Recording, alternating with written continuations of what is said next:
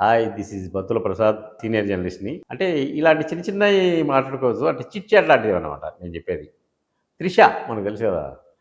'త్రిష' మంచి ఇప్పటికి కూడా ఆమెకు 41 సంవత్సరం వయసొచ్చినా కూడా ఏ సినిమా చేసినా పాపం హిట్ అయితుంది. హిట్ అయితుంది. ఆ మధ్యన ఒకసారి ఆమె బాత్రూమ్‌లో స్నానం చేస్తుంటే ఆ వీడియో కూడా వైరల్ అయింది. వైరల్ అయింది. అది ఆమె కాదని ఎప్పుడు ఏదో ఒక వివాదంలో ఉంటది పాపం అమ్మాయి. ఇప్పుడు ఆమె పెళ్లి చేసుకోబోతుంది అనే వార్తలు. ఆమె ఈ మధ్య ఏదో ఫోటోలు దిగిందంట. ఫోటోలు దిగితే ఆ ఫోటోలో పట్టు చీరలతో పెళ్లి కూతురు గెటప్‌లో దిగింది. తొందరగా పెళ్లి చేసుకుంటుంది. అయితే ఎవరిని పెళ్లి చేసుకుంటుంది అనే విషయం ఇప్పటి వరకు ఆమె ప్రకటించలేదు. ఊహాగానాలు వస్తున్నాయి. అంటే మామూలుగా హీరోయిన్‌లు ఉన్నారనుకోండి, వాళ్ళ మీద ఏదో ఒకటి వస్తుంటాయి. ఇప్పుడు అట్నే మనకు 'ప్రభాస్' ఉన్నాడు. 'ప్రభాస్' కూడా పెళ్లి. ఆ పెళ్లి విషయం అందరూ చెప్పుకుంటున్నారు. 'ప్రభాస్‌కి పెళ్లి, వాళ్ళని చేసుకుంటుండు, వీళ్ళని చేసుకుంటుండు. ఏదో 'ప్రభాస్' కాబోయే భార్య చూడు ఎలా పోజులు ఇచ్చిందో, ఎలా ఎక్స్‌పోజింగ్ చేసిందో అనే వార్తలు కామన్‌గా వస్తుంటాయి. అట్లనే 'త్రిష' పెళ్లి వార్తలు కూడా వస్తున్నాయి. అంటే మగవాళ్ళ కంటే ఆడవాళ్ళ పెళ్లి వార్తలు బాగా వైరల్ అవుతుంటాయన్నమాట. ఎవరిని చేసుకుంటుంది అంటే ఎవరో ఫ్రెండ్ ఉన్నాడంట. చాలా కాలం నుంచి వాళ్ళ ఫ్రెండ్‌షిప్ కొనసాగుతుంది. అతన్నే పెళ్లి చేసుకుంటుంది అని ఒకరు. అతను కాదు, వేరే కొత్త సంబంధం వచ్చింది. వేరే బాగా బిగ్ షాట్‌ని చేసుకుంటుందని ఒకరు. ఏది ఏమైనా కూడా 41 ఏండ్ల వయసులో ఆ అమ్మాయి ప్రేమలో పడ్డం అనేది చాలా అదే అదే అనుకోవాలి అంతే. ఎప్పుడైనా కూడా పెళ్లి చేసుకోవాలి. పెళ్లి అవసరం లేదనుకుంటే వదిలేస్తారు. పెళ్లి చేసుకుంటే పెళ్ళాం, భర్త, పిల్లలు.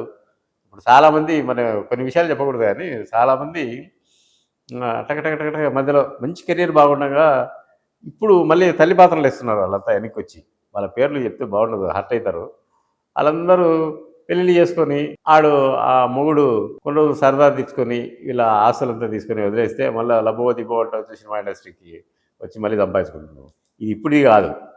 ఇప్పుడు సరిత, జయసుధ వాళ్ళకు కూడా ఇలాగే జరిగింది.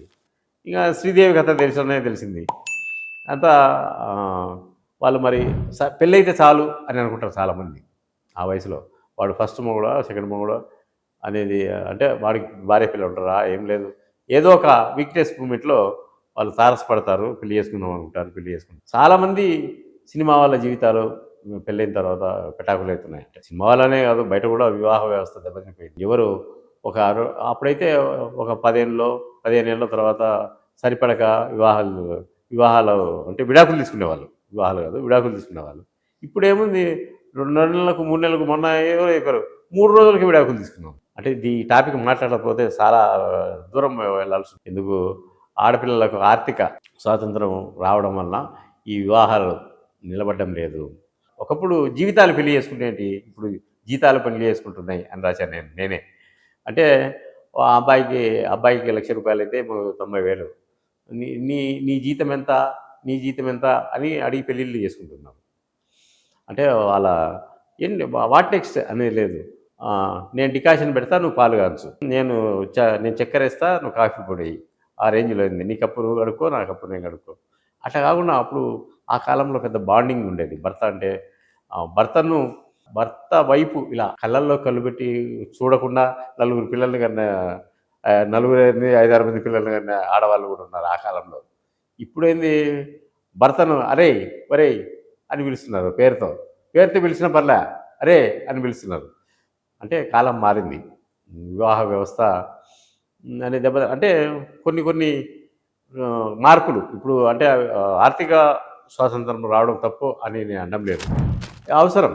ఇప్పుడు సమాజంలో ఉండాలంటే ఒక కారు, ఒక ఇల్లు, పిల్లలు పుట్టిననుకో పెద్ద పెద్ద స్కూళ్ళు, వాడు పుడతానే లక్షలు పెట్టి చదివేయాలి.